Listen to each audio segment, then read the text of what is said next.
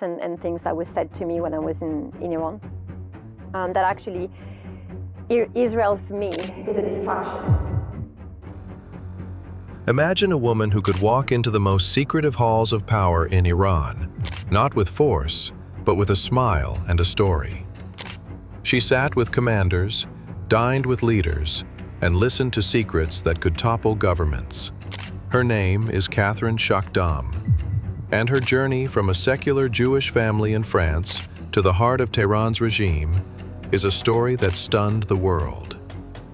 At a time when tensions between Iran and Israel were quietly boiling, long before missiles lit up the sky, Katherine was already inside, learning things no satellite ever could. How did she turn Iran's own religious customs into a weapon, infiltrate the Revolutionary Guard, and reach the supreme leader's inner circle, all without firing a single shot? This is the true story of a scandal that shook the Iranian regime to its core and exposed just how vulnerable even the most closed systems can be.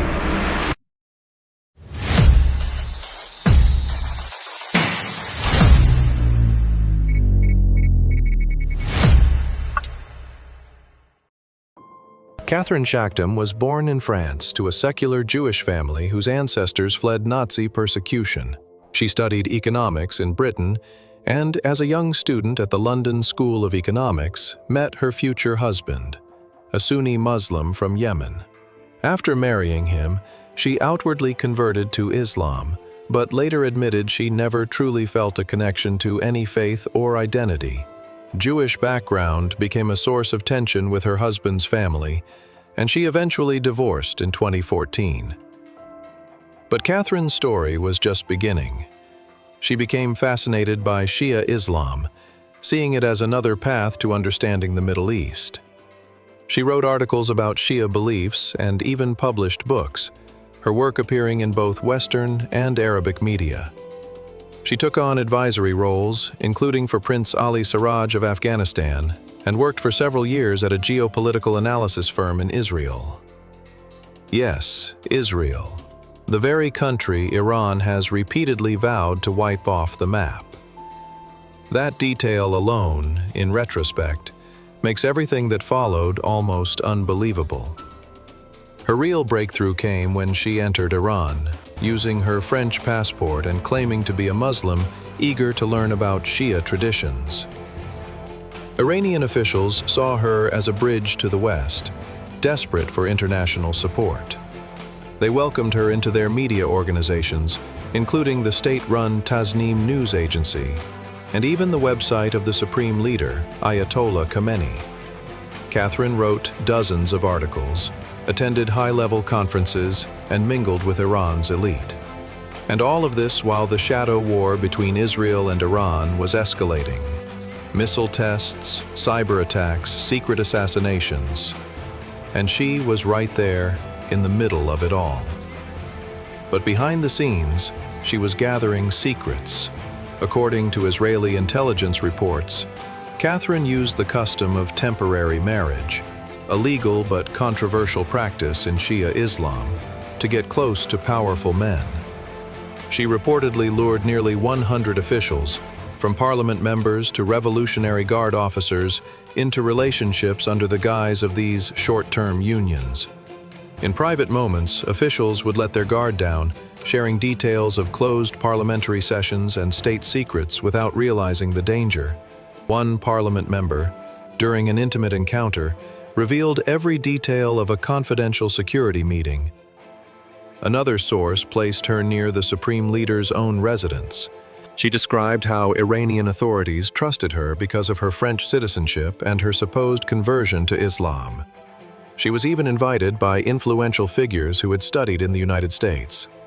All the while, missile defense radars in Israel were tracking threats from Iran, and one of the biggest threats to Iran was already inside its gates, smiling. For years, her true identity remained hidden. Iranian media published her articles, and she became a familiar face in official circles. But everything changed in 2021, when she revealed in her blog and in the Times of Israel that she was no longer Muslim, and that her religious persona had been a tool to infiltrate Iran and other Islamic countries. Iranian news agencies quickly deleted her articles and denied any cooperation, but the damage was done.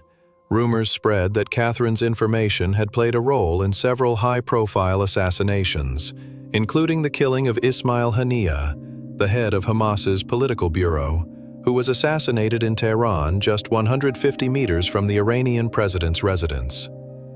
Some reports even linked her to the targeting of other figures, like Hezbollah's Hassan Nasrallah, whose location was allegedly revealed with the help of an Iranian spy working for Israel. These whispers became roars when, shortly after her revelations, Israel launched a wave of precision operations deep inside Iranian territory. Some now believe the timing was no coincidence. Katherine herself never denied having deep connections with Iranian officials. She admitted that she was able to get whatever information she wanted, and that the regime was completely infiltrated. She later became a senior analyst at We Believe in Israel and wrote influential articles for the Jerusalem Post and Times of Israel. Her story became a symbol of Mossad's ability to penetrate even the most secure regimes. The Iranian response was mixed. Some officials admitted that Katherine had published a small number of interviews on their sites, but denied any responsibility for her entry into the country, blaming security agencies for the lapse. Others simply tried to erase her existence from the record. Katherine's story is more than just a tale of espionage.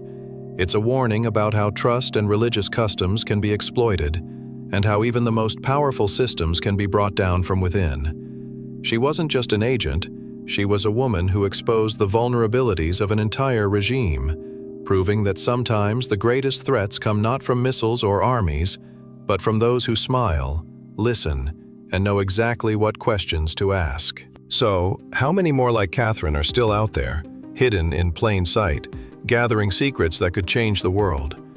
Especially now, as the conflict between Iran and Israel erupts into open warfare, can either side afford to ignore what's happening in the shadows?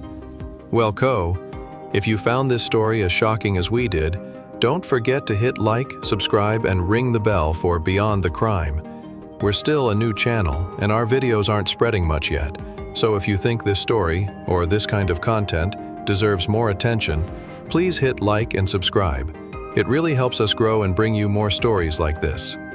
And here is another mysterious cases you can watch. Thanks for watching.